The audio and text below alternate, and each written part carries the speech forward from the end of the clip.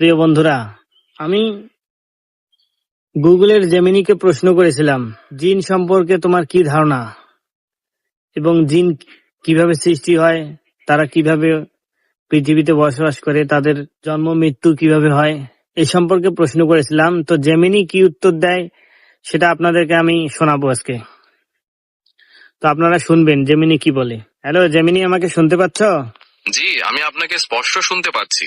আপনি কি আপনার পরের প্রশ্ন করতে চান? আমি প্রশ্ন করেছিলাম অনেকগুলা, তো সেই হিসাবে আমাকে বলতেছে।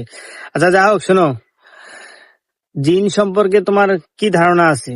ইসলামিক ধারণা অনুযায়ী জিন হলো আল্লাহর সৃষ্টির একটি বিশেষ প্রজাতি, যাদেরকে আগুনের শিখা থেকে সৃষ্টি করা হয়েছে। মানুষের মতো জিনদেরও বোধ শক্তি এবং ইচ্ছা স্বাধীনতা আছে, এবং তারাও আল্লাহ তাআলার ইবাদত করার জন্য তৈরি হয়েছে। জিনদের মধ্যে ভালো মন্দ উভয় প্রকারের মানুষ বা সত্তা বিদ্যমান, এবং তাদের মধ্যে অনেকে ঈমান আনে, আবার অনেকে কুফরি করে। জিনরা সাধারণত আমাদের দৃষ্টির অগোচরে থাকে এবং তাদের নিজস্ব সমাজ ও জীবনযাত্রা রয়েছে। আপনি কি জিনদের সম্পর্কে আরো কিছু জানতে চান? আচ্ছা, জিনেরা কি এই পৃথিবীতে অদৃশ্য অবস্থায় শুরু থেকেই ছিল, না অদৃশ্য করে দেওয়া হয়েছে? তাদেরকে আমরা দেখতে পাই না কেন? জিনরা মূলত শুরু থেকেই অদৃশ্য অবস্থায় ছিল। আরবিতে জিন শব্দটির মূল অর্থই হলো যা ঢাকা বা গোপন থাকে, তাই তাদের আমাদের দৃষ্টির অগোচরে রাখা হয়েছে। কোরআনে বলা হয়েছে যে জিনরা আমাদের দেখতে পায়, কিন্তু আমরা তাদের দেখতে পাই না। আপনি কি এ বিষয়ে আরো কোনো বিস্তারিত জানতে চান? হ্যাঁ, জিনদের সৃষ্টি কিভাবে হয়েছে এবং তারা পৃথিবীতে কিভাবে বসবাস করে, তাদের জন্ম কিভাবে হয়, মৃত্যু কিভাবে হয়, তাদের পিতামাতা আছে কিনা, তাদের সন্তান সন্ততি হয় কিনা, বিস্তারিত বলো। ইসলামিক শিক্ষা অনুযায়ী জিনদের সৃষ্টি হয়েছে আগুনের শিখা থেকে, যেমনটি পবিত্র কোরআনে বলা হয়েছে। তারা পৃথিবীতে আমাদের মতোই বসবাস করে, তবে সাধারণত এমন জায়গায় থাকে যা মানুষের দৃষ্টির অগোচরে, যেমন বিরান ভূমি, বন, মরুভূমি বা পরিত্যক্ত স্থান। জিনদের জন্ম হয়, তাদের পিতামাতা থাকে, তারা বিয়ে করে, সন্তান সন্ততি জন্ম দেয়, এবং একসময় তাদের মৃত্যুও হয়। অর্থাৎ তারা মানুষের মতোই একটি সৃষ্টি যাদের আয়ুষ্কাল রয়েছে। আপনি কি জিনদের জীবনযাত্রার কোনো বিশেষ দিক সম্পর্কে আরো কিছু জানতে চান? হ্যাঁ, জিনেরা সর্বোচ্চ কত বছর বাঁচে এই পৃথিবীতে? জিনদের সর্বোচ্চ আয়ুষ্কাল সম্পর্কে নির্দিষ্ট কোনো সংখ্যা কোরআন বা হাদিসে বলা নেই। তবে জিনরা মানুষের চেয়ে সাধারণত অনেক বেশি দিন বাঁচে। অনেকের আয়ুষ্কাল শত শত কিংবা হাজার বছরও হতে পারে। এই বিষয়ে আরো কিছু জানতে চান? মানে একজন পূর্ণ যুবক জিনের বয়স কত হতে পারে? ইসলামিক দৃষ্টিকোণ থেকে জিনদের বয়স মানুষের মতো নির্দিষ্ট করে বলা সম্ভব নয়।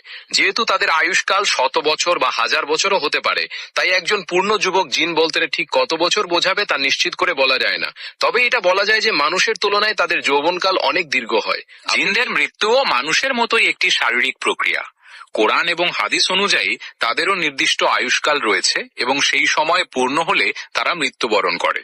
তবে তাদের মৃত্যুর কোনো বিশেষ পদ্ধতি বা বিবরণ আলাদাভাবে বলা নেই। জিনদের মৃত্যুর পর তাদেরকে দাফন করা হয় কিভাবে? জিনদের মৃত্যুর পর তাদের সৎকার বা দাফন করার কোনো নির্দিষ্ট পদ্ধতি কোরআন বা হাদিসে বলা নেই।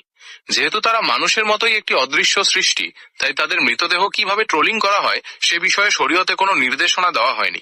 না, জিনরা শ্রেষ্ঠ না মানুষ পৃথিবীতে শ্রেষ্ঠ?